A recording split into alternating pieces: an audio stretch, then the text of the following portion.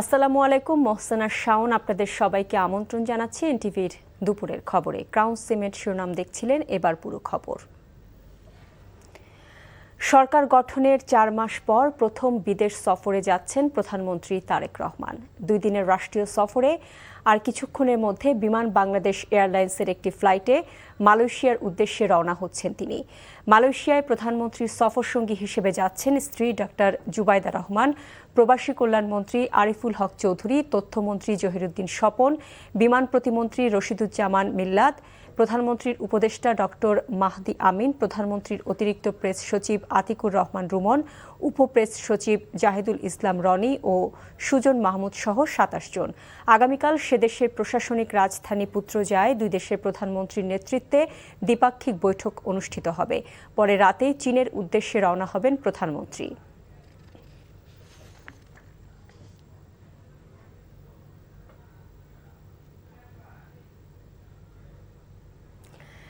এই মুহূর্তে ঢাকার হযরত শাহজালাল আন্তর্জাতিক বিমানবন্দরে আছেন আমাদের সিনিয়র করেসপন্ডেন্ট খান আলামিন।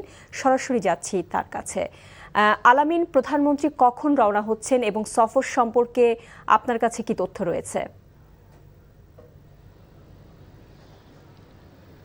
প্রধানমন্ত্রী আমরা শুনেছি যে তার যে গুলশানের বাসভবন রয়েছে সেখান থেকে তিনি বের হয়েছেন, যেহেতু ফ্লাইটের সময়টি 2:45 এবং একটি রেগুলার ফ্লাইটে তিনি যাচ্ছেন, বিশেষ কোনো ফ্লাইটে তিনি যাচ্ছেন না, যেহেতু তার সফর সঙ্গী একেবারেই ছোট।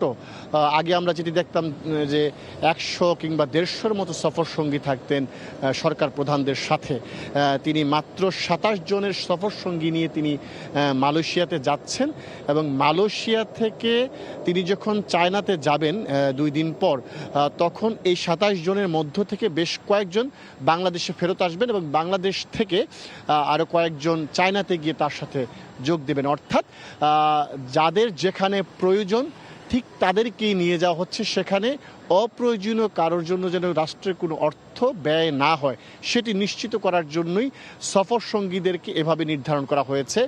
মালয়েশিয়াতে যাচ্ছেন 27 জন আর চায়নাতে মোট থাকবেন 28 জন। আমরা বলে রাখি যে যেহেতু 3rd টার্মিনালের কাজ চলছে এখন, সেজন্য বিমানবন্দরের যে ভিভিআইপি টার্মিনাল সেটির কাজ সেটি দিয়ে এখন যাত্রী পারাপার হচ্ছে না, সেজন্য ভিআইপি টার্মিনাল দিয়ে প্রধানমন্ত্রী তারেক রহমান প্রবেশ করবেন এবং তার যে নির্ধারিত ফ্লাইট রয়েছে 2:45 সেই ফ্লাইটে উপস্থিত হবেন। আরেকটি বিষয় বলে রাখি যে আগে যেটি দেখা যেত যে প্রধানমন্ত্রী যখন বিদেশে সফরে যান তখন মোটামুটি রাষ্ট্রের সর্বোচ্চ সকল কর্তারা এসে প্রধানমন্ত্রীকে বিদায় জানাতেন এয়ারপোর্টের ভেতরে। অন্তর্বর্তী সরকারের সময় সেটি 18 জনে নামিয়ে আনা হয়েছিল এবং প্রধানমন্ত্রী তারেক রহমান দায়িত্ব গ্রহণের পরে মাত্র 4 জনে নামিয়ে এনেছেন। অর্থাৎ মন্ত্রী পরিষদের একজন জ্যেষ্ঠ মন্ত্রী, চিফ হুইপ, মন্ত্রী পরিষদ সচিব এবং মুখ্য সচিব, এই 4 জন মাত্র প্রধানমন্ত্রীকে বিদায় জানাবেন এবং আমরা দেখেছি যে এই 4 জনের সবাই এরই মধ্যে উপস্থিত হয়েছেন। পাশাপাশি প্রধানমন্ত্রীর সফরসঙ্গী যারা রয়েছেন তারাও এরই মধ্যে বিমানবন্দরে এসে উপস্থিত হয়েছেন। এই হচ্ছে আমার কাছে থাকা সবশেষ তথ্য প্রধানমন্ত্রীর মালয়েশিয়া সফরকে কেন্দ্র করে। জানছিলাম প্রধানমন্ত্রীর বিদেশ সফরের খবর। প্রধানমন্ত্রীর এই সফরের খবর সংগ্রহে এই মুহূর্তে কুয়ালালামপুরে আছেন আমাদের স্পেশাল করেসপন্ডেন্ট হাসান মাহমুদ। সরাসরি যুক্ত হচ্ছেন তিনি আমাদের সাথে। হাসান, প্রধানমন্ত্রী কখন কুয়ালালামপুরে পৌঁছবেন, তার কর্মসূচি এবং বৈঠক সম্পর্কে আপনার কাছে নতুন কোনো তথ্য যদি থেকে থাকে আমাদের জানাবেন। আসলে প্রধানমন্ত্রী তারেক রহমান আসবেন, আমি যে হোটেলে এসে তিনি উঠবেন মূলত সেটি হচ্ছে যে হোটেল সাংগ্রিলা। হোটেল সাংগ্রিলার সামনে দাঁড়ানো, পেছনে হোটেল সাংগ্রিলা হোটেল, এখানেই তিনি আসলে সরাসরি এসে পৌঁছাবেন। তাকে বিমানবন্দরে আসলে মূলত মালয়েশিয়ান সরকারের পক্ষ থেকে অভ্যর্থনা জানানো হবে, সেখানেই তাকে ফুলদের শুভেচ্ছা জানিয়ে গ্রহণ করা হবে এবং এরপরে তিনি আসলে সরাসরি চলে আসবেন এই হোটেল সাংগ্রিলায়। হোটেল সাংগ্রিলায় এসে এখানে তিনি অবস্থান করবেন এবং একটা অনানুষ্ঠানিক এখানকার স্থানীয় যে বিএনপি, সেই বিএনপি সভাপতি এবং সাধারণ সম্পাদক দুজনের সাথে কিছুক্ষণ আগে আমাদের কথা হয়েছে এবং তারা আছেন ভেতরে। তারা বলেছেন যে আসলে প্রধানমন্ত্রীর যে শিডিউল, সেই শিডিউলে না থাকলেও তারা একটি অনানুষ্ঠানিকভাবে এখানে একটা মতবিনিময় করবেন প্রধানমন্ত্রীর সাথে, যেহেতু তিনি আজকে বাংলাদেশ থেকে ভ্রমণ করে আসছেন, একটা ভ্রমণ ক্লান্তি থাকবে তার। তো সেই অর্থে তারা একটা অনানুষ্ঠানিক মতবিনিময় করবেন। সেখানে সাংবাদিকরা বা সাংবাদিকদের প্রবেশ থাকবে কিনা সে বিষয়টি তারা আসলে নিশ্চিত করতে পারেননি, কারণ বিষয়টি যেহেতু অনানুষ্ঠানিক।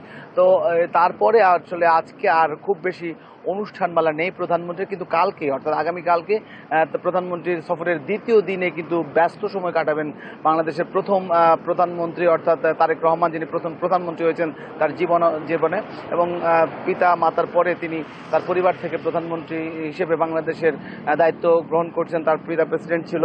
তো সব মিলিয়ে সেই সময়কার যে মালয়েশিয়ার সাথে দ্বিপাক্ষিক সম্পর্ক, সেই সম্পর্ক উন্নয়নে তিনি কাজ করবেন, এবং তার এই আগমনকে ঘিরে বাংলাদেশের যে শ্রমবাজার রয়েছে মালয়েশিয়ায়, সেটি যেমন দ্বিপাক্ষিক সমঝোতা চুক্তি রয়েছে সেই চুক্তিগুলো শানিত হবে, এমনটা মনে করছেন প্রবাসী বাংলাদেশিরা। এবং এখানকার যে বিএনপির সভাপতি সেক্রেটারির কথা বললাম, তারাও বলেছেন যে সেই বিষয়গুলো তারা দেখভাল করবেন। তো এরপরে চীনে চলে যাবেন প্রধানমন্ত্রী।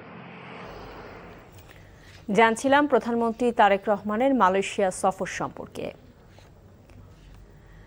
উত্তরাধিকার সূত্রে পাওয়া বিগত ফ্যাসিস্ট সরকারের ঋণের বোঝা নিয়ে সরকার গঠনের মাত্র ১.৫ মাসের মাথায় প্রস্তাবিত ২০২৬-২৭ অর্থ বছরের বাজেটটি পারফেক্ট নয় বলে মন্তব্য করেছেন অর্থমন্ত্রী আমির খসরু মাহমুদ চৌধুরী। তবে বাজেটে থাকা সমস্যাগুলো চিহ্নিত করে পর্যালোচনা করা হচ্ছে বলে তিনি জানান। দুপুরে রাজধানী গুলশানের লেকশোর হোটেলে আয়োজিত বাজেট সংলাপে অর্থমন্ত্রী জানান, বাজেটে ২,৪৩,০০০ কোটি টাকার ঘাটতি মেটাতে বেসরকারি খাতের ক্ষতি এড়াতে ব্যাংক থেকে ঋণ নেওয়ার প্রবণতা কমাচ্ছে সরকার। এর বিপরীতে অভ্যন্তরীণ রাজস্ব আদায় বৃদ্ধি এবং বন্ডের মতো বিকল্প বাজার ভিত্তিক অর্থায়নের উপর জোর দেওয়া হচ্ছে। তিনি বলেন, দেশের ভঙ্গুর অর্থনীতিকে স্থিতিশীলতা ও টেকসই সমৃদ্ধির দিকে নিয়ে যেতে সরকারকে অন্তত ২ বছর সময় দিতে হবে। জ্বালানি সংকট, বিদ্যুৎ ও উচ্চগতির ইন্টারনেটের মতো কাঠামোগত সমস্যাগুলোর স্থায়ী সমাধানের জন্য এই সময়সীমা প্রয়োজন বলে তিনি জানান।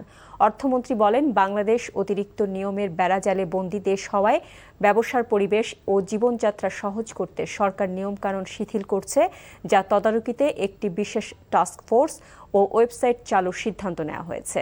আমরা ১.৫ মাসের বাজেটটা করতে হয়েছে। আবার কোন ধরনের বাজেট? যেটা আমরা ইনহেরিট করেছি ফ্যাসিস্ট সরকারের কাছ থেকে, যেটা আমরা ইনহেরিট করেছি ইন্টেরিয়াম গভর্নমেন্টের কাছ থেকে। আমি কারো ক্রিটিসাইজ করতে চাচ্ছি না এখানে। It did not help. আমরা যখন দায়িত্ব নিলাম, এগুলো সব আমাদেরকে সবগুলো চিন্তা করতে হচ্ছে। ৫০,০০০ কোটি টাকার মতো পাওয়ার বিল বাকি রেখে গেছে আপনার, মানে প্রত্যেক জায়গায় খালি বিল বাকি বাকি বাকি। এগুলো তো সব এই সরকারকে পে করতে হচ্ছে। ২৩ জুন কার্যক্রম নিষিদ্ধ আওয়ামী লীগের প্রতিষ্ঠা বার্ষিককে ঘিরে কেউ বিশৃঙ্খলা সৃষ্টির চেষ্টা করলে তার বিরুদ্ধে কঠোর ব্যবস্থা নেওয়ার হুঁশিয়ারি দিয়েছে র্যাপিড অ্যাকশন ব্যাটালিয়ন র্যাব। রাজধানীর মোহাম্মদপুরে র্যাব ২-এর কার্যালয়ে ৫ জন ছিনতাইকারী গ্রেফতার প্রসঙ্গে আয়োজিত সংবাদ সম্মেলনে র্যাব ২-এর অধিনায়ক নাইমুল হাসান এ হুঁশিয়ারি দেন। বলেন, গোয়েন্দা তথ্যের ভিত্তিতে সন্ত্রাসী সোহেলকে অস্ত্রসহ গ্রেফতার করে র্যাব। তার দেয়া তথ্য মতে আরও ২ ছিনতাইকারী শফিকুল ইসলাম সবুজ ও রাসেল সহ ৪ জনকে আটক করা হয়েছে। সন্ত্রাসী সোহেলের নামে ছিনতাই, চাঁদাবাজি সহ ১৪টি মামলা রয়েছে। এছাড়া অপর ২ আসামির বিরুদ্ধে একটি করে মামলার কথা জানানো হয় সংবাদ সম্মেলনে।